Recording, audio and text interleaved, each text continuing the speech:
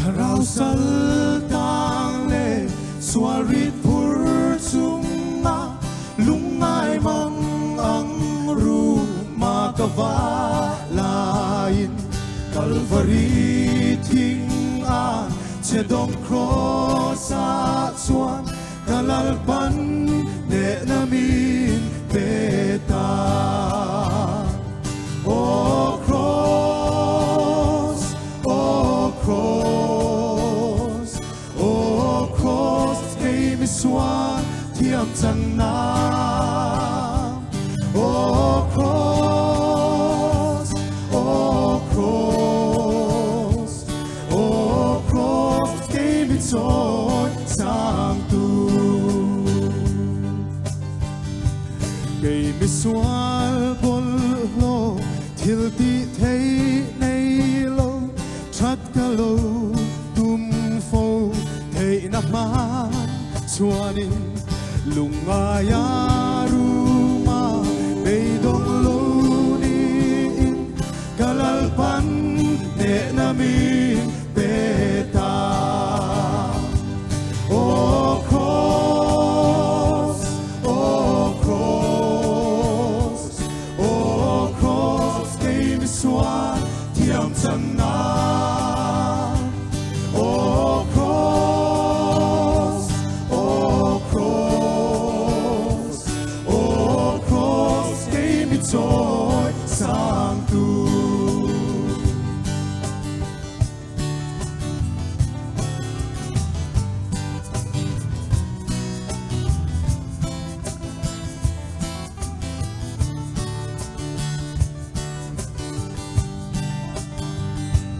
kay miswal bo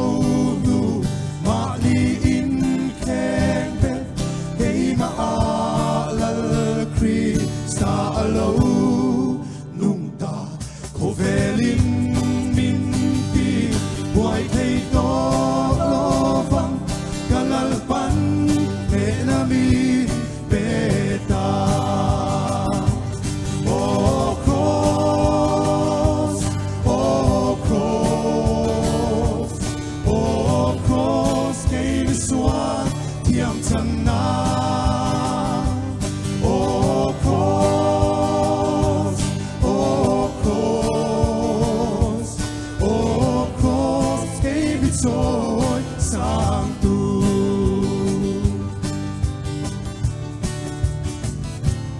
tâm chung buai mang an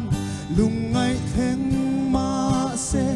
cất lao long lal Krista kapo ani di tin ama fa in kasai to ang kalalpan binne sa pagi oh cross oh cross oh cross kay miswan thiam chan na oh cross oh cross oh cross kay mitsoy sang tu oh cross oh cross oh cross kay miswan thiam chan na oh cross oh cross oh cross kay mitsoy sang tu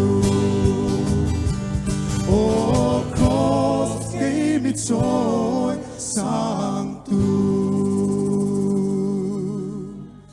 那本本什么事？